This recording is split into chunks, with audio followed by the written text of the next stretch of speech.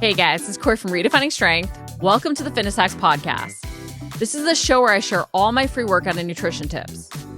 I'm not going to ever fill this episode with sponsorships or ask you to buy anything. All I ask in return is if you're enjoying the podcast to leave a review or leave a 5-star rating. Or even better, share it with someone you think it might help. This will only take a few minutes and would mean the world to me and possibly change the life of someone you know. So let's jump right in. I quit. How many times have we just given up on something right before results are actually going to snowball? So often. And January 12th, 2024 is National Quitters Day. Michelle brought this to my attention actually last night, and we decided we had to do an episode on this because so often we are the ones sabotaging our own results by giving up when something might actually be working. So Michelle, with bringing this up, I want you to dive into what you think is often the culprit behind us saying, I quit. I think one of the biggest issues is we tend to put so much pressure on the month of January to start and actually implement things. And I think it's a good reminder, like, as long as you're trying and you're trying to improve, it doesn't need to happen in January. It doesn't need to, all the change doesn't need to happen this month. We have a whole year, and you don't need to wait an entire year if something does fail. You just need to readjust and kind of stay on track. So that's kind of the first thing, is don't put so much pressure on getting everything right in the month of January. I think that goes for even any other time as well. And I want to sort of bring this out to any time we want to start a goal, right? Because while New Year's resolutions are that time where we're often most motivated to make big changes, at any point we want to make a change, we do often put this pressure on ourselves to be perfect.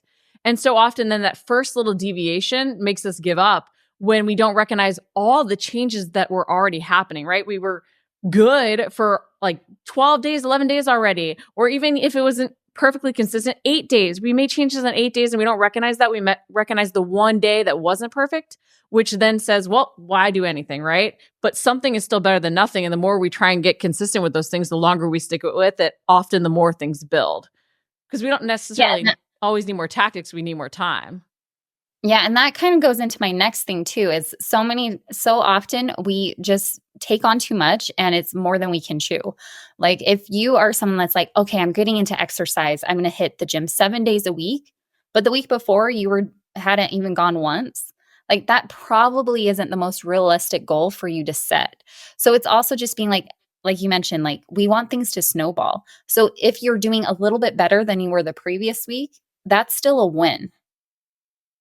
But we don't celebrate necessarily the small improvements because they don't feel sexy. They don't lead to the fad diet results, but they do lead to lasting results. And discipline is built. Like we've had this conversation a lot, like discipline is built, but it's built on being able to do something and repeat that something for long enough that then you can build more off of it. Because then if you've increased, let's just say like 10 grams of protein, and then you can increase the next week 10 more grams, and then 10 more grams after that, all of a sudden you're up 30 grams of protein daily. And so then if you do have life get in the way, there's a lot more likelihood that you'll still be up 10 grams, even if you don't hit your 30 goal, than you would have been had you tried to go to 30 all at once and never sort of slowly built up. Because you make those lows less low by sort of building and stacking off of them, because it makes it so easy to replicate a little bit less than what we're doing currently, right? Which is often higher than where we were at. So it's really that habit stack and those 1% improvements that add up. Yeah, and that's exactly it. You have to recognize, and we don't give ourselves enough credit because we are our worst critics. You have to pause and give yourself that recognition and that gold star when there has been an improvement. If your goal was to hit the gym 7 days a week and you hit it 5, that's still a lot better than the week before. So really recognizing those 1% differences. And even though that 1% may not seem like a big change, it is, and it can really add up. And not only can it add up in a positive direction, but it can also hold us back when we don't recognize some of the deviations that are sort of playing. Because I think another thing that leads to us saying, I quit, is that we don't see changes happening fast enough and we feel like we're working really, really hard, right? Because even small changes can feel a little overwhelming, and the pain of staying stuck has to outweigh the pain of change. And sometimes when the pain of change is really pushing back, it's hard to keep doing things, right? So we get this feeling of, well, I'm working so hard and not seeing the results I deserve. And we start to overlook those inconsistencies. And I'd actually brought up on an earlier call we were doing, the 1% deviations and how much they can really add up. So if we think we're doing all the right habits, but we don't look at the actual consistency, we might not notice that we're slowly going off course. And Ryan made us Google the example, so I didn't butcher it, which I might still butcher it anyway. But if you're on a flight from JFK to Tokyo, right, and you're just off by that 1 degree, that 1%, you'll end up in the middle of the ocean instead of getting to your destination, which would not be good, right? We don't want to land in the middle of the ocean. And the same thing happens with our goals. If we're off by that 1%, what might not seem like a big deal of not, logging one meal or one snack or one bite, lick, or nibble, right? All of a sudden becomes two, or a whole day unlogged, or other things going to play. And so all of a sudden we're nowhere near the habits we once thought we were doing, even if we're doing just enough to feel like we're working hard with them. So it's this weird thing of like the feelings aren't data, sort of, so to speak, but also 1% deviations that lead us off course to feel like we're working hard but not seeing results snowball. Yeah. And part of that is to truly have success, you have to be very specific with your goal. So you hear so often like, oh, I'm going to eat healthier, I'm going to exercise more. Okay, that's great. How? How often are you going to go to the gym? What workouts are you actually going to do? If you're going to eat healthier, where are you going to start? What's going to be your main focus? So often people generalize these goals. And I think truly we tend to go off of goals that we feel like everyone is doing and we want to fit the mold. And it is recognizing that sometimes like that probably isn't going to work for you because you have to individualize it. It's fine to have health goals. And of course, we want everyone to have health goals and improve, but you have to individualize that health goal for you. So if all of a sudden you're like, okay, my friends are all doing this goal and their goal is to hit X amount of protein throughout the day, that's great. For you, probably the main focus is this is the meal that I struggle the most to get my protein at. I'm going to focus here first to start increasing my protein needs. And that is really kind of the big thing of trying to avoid that white knuckling your way through whenever you're trying to do anything new or trying to create new habits, is being extremely specific with it. And as you mentioned, like even if you're off on other days, or even if you didn't get a complete day done, you still have that specific thing that you hit for that day. But it's even in having that very specific goal, you'll notice those 1% deviations to correct course before you just completely keep making them. And on top of that, I love that you bring up how. Okay. I think that question is something we don't ask enough. And I don't have the devil and the angel on my shoulder. I have an annoying little kid poking at me, being like, how? Why? How? Why? Right? Anytime I'm like looking at something and I want to write something off or give up on something, I always go back to that questioning too. And the how question I think is so important because we say, I want to increase my protein. Cool. That's a great habit to focus on. How, right? Well, I'm going to eat more protein in a meal. Okay, how, right? The more we break it down and give ourselves something specific to do, the easier we make things. And going back to that whole pain of staying stuck has to outweigh the pain of change, right? If our goal is significant to us, we're going to embrace more sacrifices. But at some point, priorities in life are going to make it feel not as significant, not as worthwhile, especially if the pain of some of the changes become really uncomfortable with other stressors we have going on in life. And if that happens, instead of trying to find a way to make, your goal more significant to yourself, which sometimes we can't do, we can't feel the potential of even having achieved it. We have to break down those habits so they're less painful, so to speak. So it feels like we're making less sacrifices because all stress goes in one bucket. And if that bucket is overflowing with stress, you can't just keep putting more stuff in, right? And some of the priorities in life, stresses in life, you're not going to be able to necessarily stop, but you can make those changes less stressful so that you can still do more of them than you would do otherwise. So it is breaking things down and really personalizing them, as you said. And what I really like about this too is like if you are right now in that state of mind where you're like, I have not been hitting my New Year's resolution goals or whatever, if you attempted a new habit at any point and you're like, I'm just not hitting it. Instead of having the mindset of like, well, I'm just going to quit, I'm giving up, it's too hard. Have the mindset of, okay, this has been difficult. I'm on the verge of quitting. I need to reevaluate and truly kind of take stock of what is going to be the most beneficial for you that's going to still give you some of those wins, but is taking into consideration where you're actually at in your life, where you are, how you are handling with current stressors. And sometimes taking a step back and kind of having an easier goal is still going to help you work towards, that finish line. And even taking that step back and saying, hey, I often say nothing will ever work for me, right? With the I quit, it usually comes nothing ever works for me. No program will ever work for me.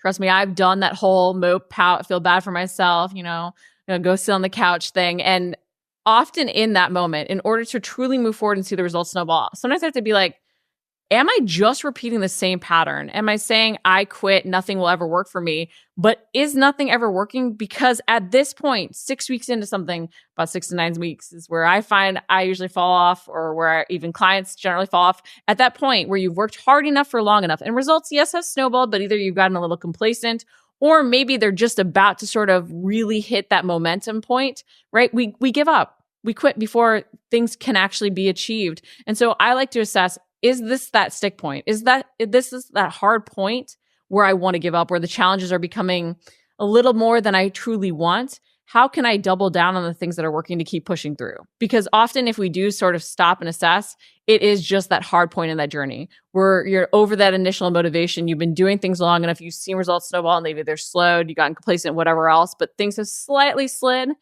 And you have the opportunity now to sort of refocus, reset, keep pushing forward. But so often we turn back, and it is that like assessment and that step back we really need to take to realize that we're repeating sort of the same cycle.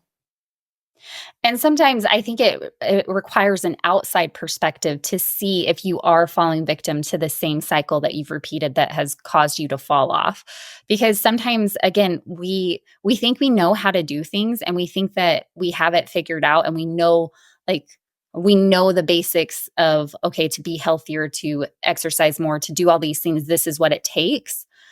But again, you kind of take your own perspective out of it at it, and sometimes hearing other people be like, hey, this is a challenge, this is one way that I stick to my diet, or this is one way that I make sure that I am improving my movement or getting the most out of my workouts, is actually relying on others for help. I think so often we want to kind of struggle on our own. And I think part of that is we don't want to share our struggles with others because we feel like we should kind of be able to take care of our own body. But there's so many people out there that just gives a different outlook. So this is really where I think coaching, honestly, if you are someone that's really feeling like you're really struggling, this is really where coaching comes into play, because you can get that outside perspective and kind of potentially get new tips that you hadn't even really thought. Or maybe it was so basic that you're like, oh yeah, I'll do that. But you never actually do because you haven't seen it actually put in a plan to work. It's hard to trust a change that feels really uncomfortable. And we do search for this thing that's sustainable, but what's sustainable is what we've always done. And if you really think about that phrase, when you look back at something like, oh, that wasn't that bad, it's because you embrace the hard changes. But at the time, it probably felt really uncomfortable and wasn't sustainable. And I think even in that, like looking for that accountability, we need that outside perspective at times because we're really good at justifying our excuses. I know I am, that whole but. Well, I could just, but even with coaching, it was actually funny. Someone posted on there, how do you become more coachable? And I, went through different things, and she's like, yeah, this is all well and good, but, right? We put in that but to justify almost not making a change because change is scary. It's hard. We don't want to fail, right? We don't even sometimes realize we're justifying because we are going back to priorities or things that have held us back in the past, realizing that ultimately still it's really our choice as to whether or not we make a change and view something differently and, take that different perspective, embrace coaching in a new way, right? I can tell you for me, it was a hard thing, oddly, to do after growing up with a lot of coaching. For some reason, as I got into adulthood, I was like, oh, I don't need a coach for this. I can do it on my own. Okay, well, sure, but look at how much time I just wasted when I could have had a cheat sheet. And now I'm like, I won't work with a coach who doesn't believe in coaching because I want someone who has that, because also makes you a better learner, right? Makes you more coachable. But it is something where we are very good at justifying our perspective. Like it's a safety mechanism. So if we don't have that outside perspective, sometimes we can't see and know what we don't know. And I think a big part of getting that outside perspective is, and this is probably going to ruffle some feathers, but if your main goal and your only like way of seeing if you're successful or not is weight loss, I'm going to say it's going to be a lot harder for you because I have not had a person come to me for help that has said, okay, my goal isn't weight loss. I've never had that. Like, even when they're like, well, I'm not that concerned about the scale, but I do want to improve. They still are looking at those clients, even are still stepping on the scale and using it as a form of, okay, is this working? Is this not working? But the problem is rarely is the skill actually the reason. So truly, I think sometimes having that outside perspective forces you to kind of have some introspection. I may have said that word wrong. But and actually look within to see, well, what is the real reason? Because I mean, of course, like a scale is can be an indicator, but why do you truly want to have a chain? Are you just going for weight, or are you trying to gain muscle? Is it really to reduce chronic joint pain? And if you're at a little less weight, you're going to be more flexible. You're not going to have as much pain. Is it to have more energy or a body that's able to do things that you enjoy longer, like hiking, biking, playing with your kids, playing with your grandkids? There's so much more than just the kind of the surface level. And I do think, like, we talk about that new perspective of getting in the habit, but sometimes I feel like really getting down to the core why you're here or why you initially wrote those changes down, that is going to help you actually stay focused on that goal. And recently for me, I've been thinking more of things, and I heard it somewhere and I don't remember. It may have been one of our coaches actually said it, and it kind of stuck with me on a call. But it's what are you putting your deposit in for? So every day you have these funds that you're given, and you're either depositing in for your health, or you're kind of depositing, kind of the negative, like you're dropping this in kind of the negative bucket. And this has been kind of a shift for me recently. And this is kind of a silly thing, but I have a race that I want to sign up for. And my husband was kind of challenging me because he's like, well, remember the last 2 races you signed up for, you didn't train and you just kind of jumped in, which is true. And I would never suggest anyone to do that. But I fell victim to that. And so part of my New Year's thing was like, okay, I'm going to prove to him that, like, I'm going to be serious about my training, and I have like a mileage goal this month. And it was kind of like every time I get on the treadmill or go out to run, I feel like I'm putting my deposit in for my race. Like, I was like, I'm putting this in so I can buy this race later. And it's kind of having that perspective with your health in general. You're putting your deposit in so you can continue to do things longer that you enjoy. You can continue to have that active lifestyle for as long as possible. I love that visual. And I even think that could be something helpful where you do your habit and you put maybe a deposit in a piggy bank, or you put a rock in a jar so that you can see those results accumulating. But it's recognizing too that, like, what you think your goal isn't necessarily the only significance to it. Like, even a goal that we might decide is, people will say it's vain, or, oh, that's, not that important. It doesn't impact that many things. Like, a lot of times those do have more significance. And the more we dig into them, the more we will embrace some of the hard changes we have to make, which helps us stay more consistent. So really digging deep into your why is very, very important. But then setting those outside things to keep you accountable, right? Like, you have that habit goal so that you're training for the race. Yes, which is motivational. It's your end goal, right? It's a deadline, which are all great things. But you have those habit focuses each and every week to help you see success. Because the more ways we measure success, the more ways we have to show ourselves the success we're actually achieving, versus so often we don't recognize it. And I think even a part of that is, so often we run from the negative spot we might have been in, right? Those before pictures we don't want to share or whatever else. And instead of running from them, instead of not wanting to take them and keep them in your rearview mirror. Keep that perspective of how far you've actually come. Because I think so often it's just like, oh, I don't want to be here. Okay. But that shows you the distance of your progress already to keep you moving forward, to get more space between it. Whereas if we lose that perspective, Like, what is the saying? Like, if you don't learn from history, you're bound to repeat it, right? We don't want to repeat it. So we want to keep how far we've gone to give ourselves that perspective, because it's very easy to get caught up in just how much further we have to go. So I think the habit goals, the visuals, the reminder of where we started, and really owning the significance of what we want is just so freaking key. Yeah, and it's like we've mentioned multiple times, but it's never just giving up and not having that all or nothing mindset, like you said. Like, keep things in your rearview mirror, but don't be afraid if you do backslide. You can always take that step forward or that 2 steps forward. More like a sidestep, right? We make the mistake, Yes. we sidestep around, we keep moving forward. Life isn't a video game where you get to start over and know all the lessons you've learned and just go from the beginning, fresh start, right? Everything we've done prior is still there. So we just have to keep moving forward, learning those lessons to constantly improve. Thanks for listening to the Fitness Hacks podcast. Again, this is the place where I share all my free workout and nutrition tips. I'm never going to run sponsorships or ask you to buy anything. All I ask in return is if you're enjoying the podcast, to leave a rating or review or share it with someone you think it might help. This will only take a few minutes, and it would mean the world to me and possibly change the life of someone you know.